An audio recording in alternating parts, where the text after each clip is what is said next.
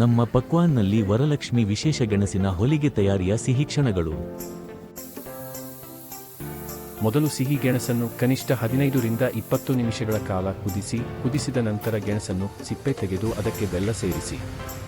ನಂತರ ಬೆಲ್ಲ ಇಲ್ಲ ಎಂದು ನನಗೆ ಅರಿವಾಯಿತು. ನಂತರ ನಾನು ನಮ್ಮ ರಥವನ್ನು ತೆಗೆದುಕೊಂಡು ಬೆಲ್ಲ ತರಲು ಅಂಗಡಿಗೆ ಹೋದೆ. ನಂತರ ಬೆಲ್ಲ ತಂದು ತುರಿದು ಸಿಪ್ಪೆ ಸುಲಿದ ಸಿಹಿ ಗೆಣಸಿನೊಂದಿಗೆ ಚೆನ್ನಾಗಿ ಬೆರೆಸಿದೆ.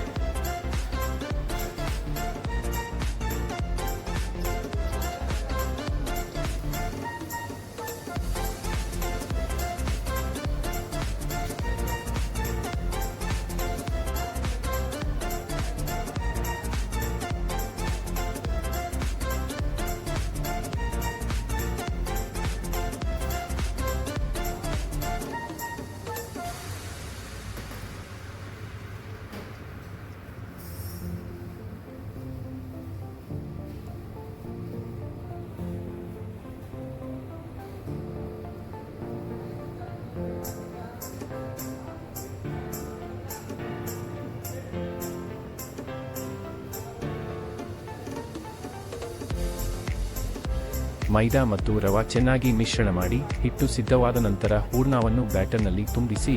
ಹೂರ್ಣ ತುಂಬಿದ ನಂತರ ಚಪಾತಿಯಂತೆ ದುಂಡಾಗಿ ಮಾಡಿ.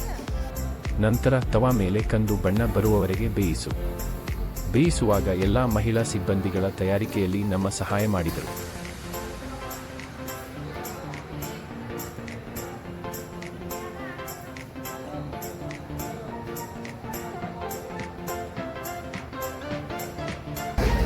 ಬನ್ನಿ ನಮ್ಮ ಮುಖ್ಯ ಚೆಫ್ ಯಲ್ಲಪ್ಪ ನಾಯಕ್ ಜೊತೆ ಬಿಸಿಯಾದ ಗೆಣಸಿನ ಹೋಳಿಗೆಯನ್ನು ಸವಿಯೋಣ. ಸೂಪರ್.